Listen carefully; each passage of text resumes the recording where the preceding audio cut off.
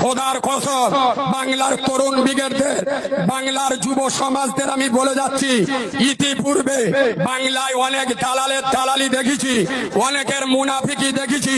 যারা 26-এর ব্রিগেড দেখে আব্বাস ভাইয়ের নামে যারা কুমন্তব্য করেছিল, আজ সেই সব মুনাফিক, সেই সব দালালদের মাঠে ময়দানে দেখা যায় না। এই হানানা সেসব চামচাগুলো কোথায় গেল? কেন? দিদি বলেছে দিল্লি চলে যাও, মালগুলো ইঁদুরের গর্তয় ঢুকে গেছে।